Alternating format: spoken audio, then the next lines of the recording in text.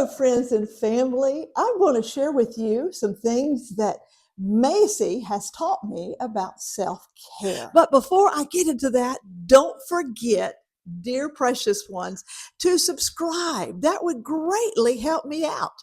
It really would. In fact, if you hit a like, and share, that would be even better. And even though Macy doesn't want to face the camera, she would appreciate if you would subscribe. Oh, it's been such a busy, busy time. We're getting ready for our annual Valor Conference, and it's going to be something powerful. If you haven't registered, go to fathershouse.info and do it. It's going to be great. May 1st and 2nd, Grantsville, Maryland. And I would love to meet you and get to know you. And if you are a friend, I would like to see you again. And if you're not, I'd like to become your friend. Right here, we're together with Sharon. Well, let me share some things that Macy has taught me about self-care. And Macy is down here in my lap right now. We'll see how long this lasts. The first thing that Macy has taught me about self-care is this. Yeah, she probably thinks I'm going to play right now. This and this. You say, well, what is this? Here, go, Macy. Go get your ducky. That is toys. Did you know that when we get older, we need to have times of just playing, having fun? In fact, I believe a family that stays together plays together, and they have times of just doing things they enjoy. Some years ago, I went through a very, very painful divorce after 31 years of marriage, and I went for marriage, not only marriage counseling. During the marriage, I went for marriage counseling a lot. It didn't seem to work. You had to work it for it to work, right? But after the divorce, I went for personal counseling because I was just stuck. I was heartbroken. I was just a mess. And I thought they were going to help me in one way because I've counseled people, and being a pastor, I've sat down with a lot of people who've gone through traumatic things in their life. But the first thing they said to me was, Sharon, what do you do when you play? And I said, play?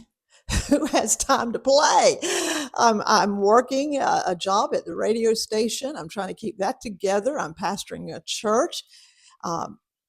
I'm working probably 80 hours a week, truth be told. Where is there time for play?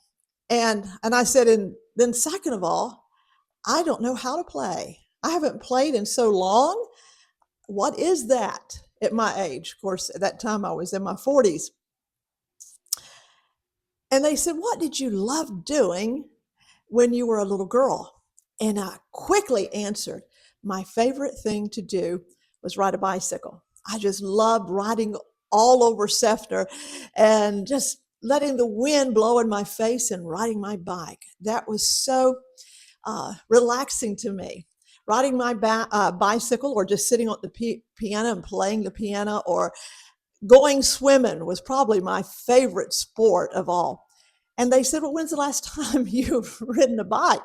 And I said, I don't own one. My daughters have, but I haven't ridden their bikes. And they said, you need a bicycle, and you need to take time to go swimming, and you need to do what you have fun doing.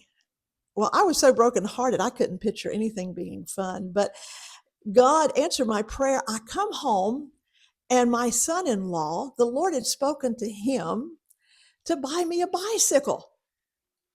I had never said anything about a bicycle to him. He didn't know what they told me to do in counseling.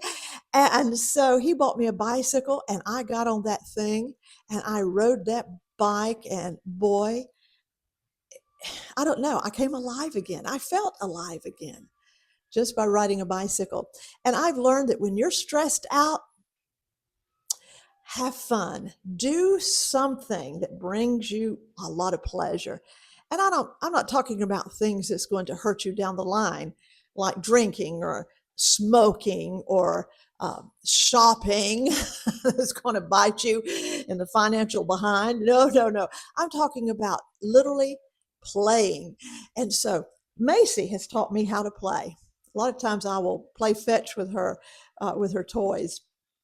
The second thing that Macy taught me about self-care is this. What's that? I take her for walks, and I take Walker for walks. And I love walking.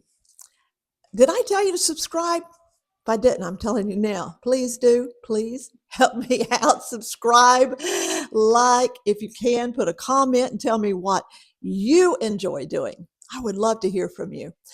Uh, but going for walks, when I'm stressed, there's nothing that helps more than just taking a walk. And when I go for a walk, I don't put my headsets on and listen to music, although you could.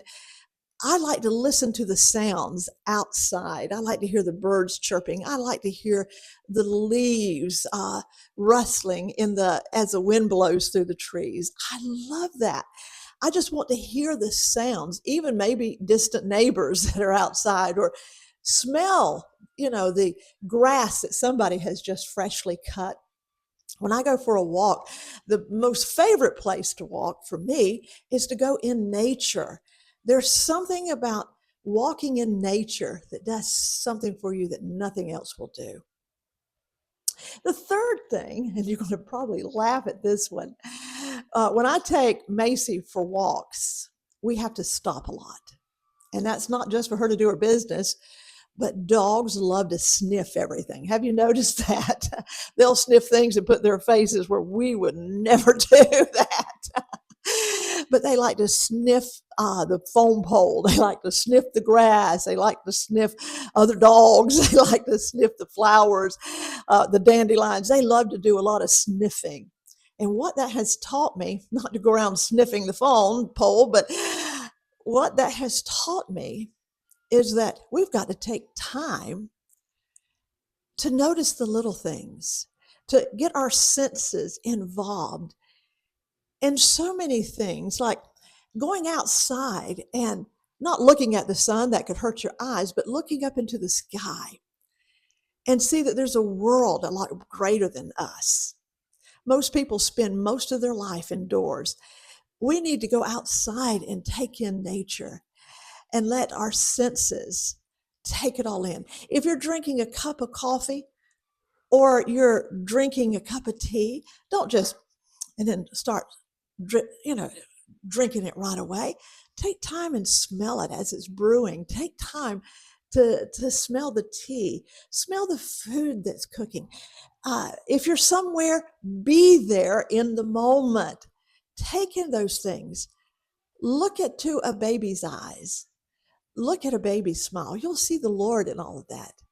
We need to live this life intentional and take care of ourselves. How? By feeding right here, by feeding our mind, by feeding our soul, and bringing comfort to it, by playing, by walking, and by engaging our senses. If you're going to touch something, feel it. Feel your bedspread. Feel your sheets when you get into the bed. Take in those moments and be there. Well, we're getting ready for Valor Conference. A lot is going on. As I said earlier, I hope to see you there. And in the meantime, I want you to have a Jesus-filled day. I love you. God loves you. And He has a great plan for your life. See you next time.